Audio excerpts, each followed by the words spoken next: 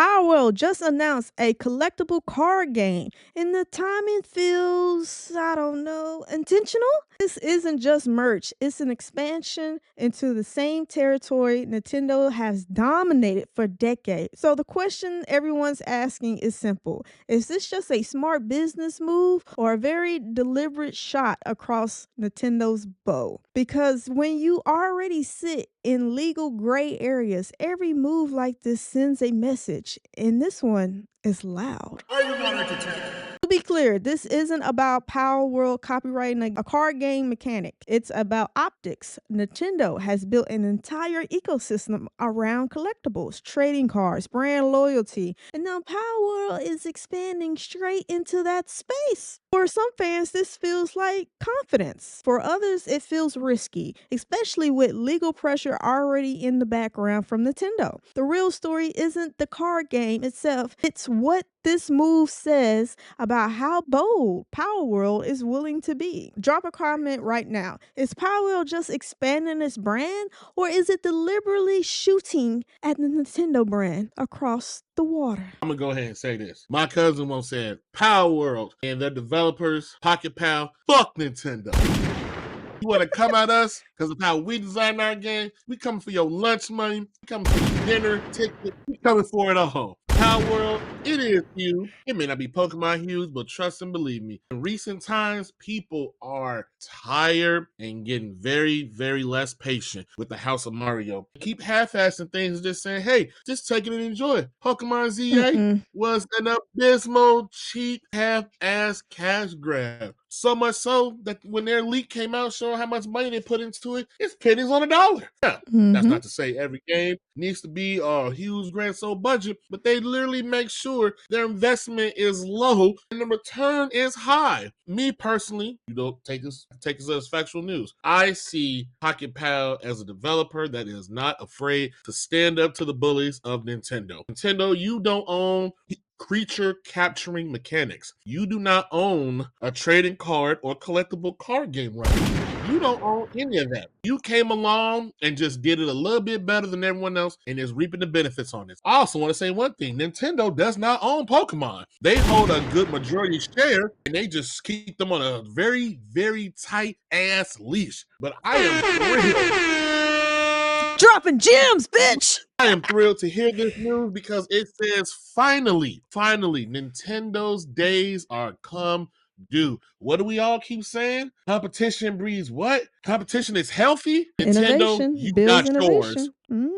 And I look forward to everything that come out of Pocket Pair. Not just Palworld, the second game they have coming, and now this. Hey, keep going. Keep showing them up, because all you're doing is showing people, hey, why do I need to play that when I can play this? Because right now, Palworld is everywhere but on the Nintendo platform. So, fuck them. So And again, congratulations, Pocket Pal. Keep it. Oh my god. Like they are so fucking petty. But yes. Congratulations, Palworld. This deserves a moment, not just because they have won a lot of legal fight from Nintendo. Nintendo lawyers definitely took some L's in court with the whole Palworld standing up for themselves, saying, hey, you do not own a monster capturing and from a ball and all. You cannot own that. No fucking way. And they have the test and told in court how many other games has had this mechanic for the entire time. And just because we're small doesn't give Nintendo the right to then try to stifle our creativity. So, because why didn't you sue X, Y, and Z? Oh, because they had some money and you knew they can fight back. You just thought we was gonna be a little studio that said, okay, go ahead, take our money, Nintendo. Fuck you.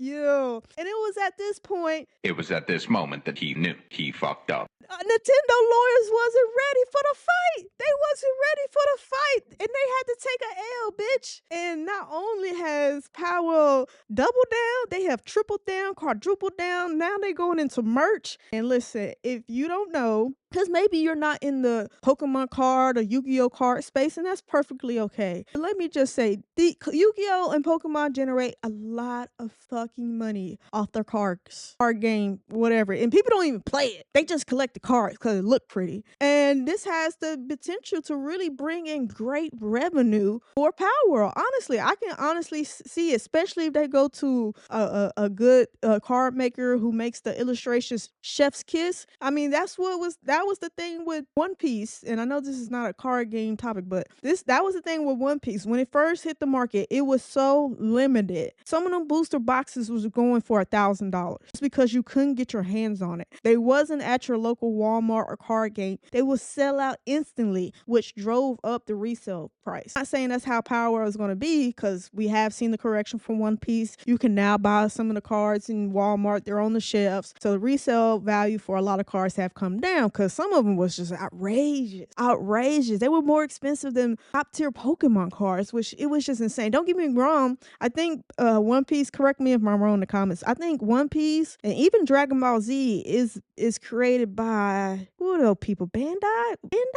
I don't know. It's somebody who is known in the industry to make really beautiful cards. And if they get the illustration correct and it makes it, and you get that limited, it's only limited feeling, like only so many in the market, well, this shit is gonna sell like hotcakes and could be the next big thing that, since One Piece has kind of self-corrected, this could be the big kid on the block that is gonna be hard to find. But I think this is great. I think it makes sense. Like, not only, you do got the little cute monsters and all that. At the end of the day, Pokemon are monsters, if you didn't know. But then the merchandising is really where people forget that kind of sometimes bring in more money than the actual video game. So when you can, if they nail on the merchandise, oh baby, not only could, I'm not saying they're gonna like do Nintendo numbers and trade stock as high as Nintendo, but this could be beginnings of a new trading card game that will be around for 20 plus years. Because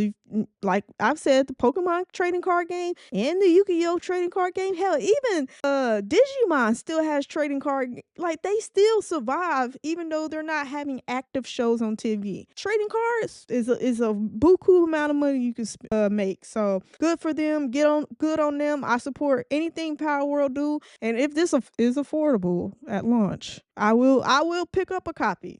I do collect cards, collect Yu-Gi-Oh cards and Pokemon cards still to this day. I don't play the game. I really just learned how to play the game recently and realized I was playing it wrong growing up this entire time. But that's neither here nor there. Shout out to Powwow. Shout out to them standing up to the big bully and giving them the good old middle finger, baby. I love to see it. And anything that is anti-Nintendo, I am here for, baby, and will support. Because Nintendo just think they big shit, and they're not. Let me bust your bubble, baby. Let me bust that bubble. And Powwow has done it, baby. Continue to do it. Comment down below how you feel about Palworld getting into the trading card space. Do you think it's good? Do you think it's bad? Do you think this is going to get another Nintendo lawsuit in hand? I don't think they can really do anything at this point, but hey, you can try. Go ahead and try. I love to see it. I just want to add real quick. The key word my cousin said, if it's affordable. Yeah. We live in trying times for people. Yeah, Pokemon cards are expensive. I think booster boxes, the norm is anywhere from 90 to 120. And that's if it's because they release, and then they release multiple times a year, which is so crazy. So just think of it. And they prices are steadily climbing up and up and up. So yeah, pricing and because if you don't know, it's not the same people that makes the card illustrations or the pictures. Each card. Sometimes they hire well-known illustrators, and he will come and drop a fucking gem, and he probably won't make another Pokemon card for some months and sometimes years. Some of these illustrators, they don't have them on regular retainer. Like some of them, and that's why it drives some of the limited run that they make of that card, because that illustrator could come in and do one card a year, but he's such a banger. Everything he does is fucking gold, and that's another thing that people don't gonna realize too. That's why I said this game, Pokemon trading card, is not a kid's game. That shit is for adults, cause that shit is gonna cost you some money. But yeah, shout out to Power World nonetheless. But we'll have to wait and see. Not sure when their scheduling is supposed to come out for their releases, but hopefully it's yeah, like my cousin said, affordable. And that's it for this video of Are You Not Entertained podcast. Thanks for hanging out with us. Don't forget to like, comment, subscribe, and hit that bell so you'll never miss our next hot take. Until next time, Are You Not Entertained?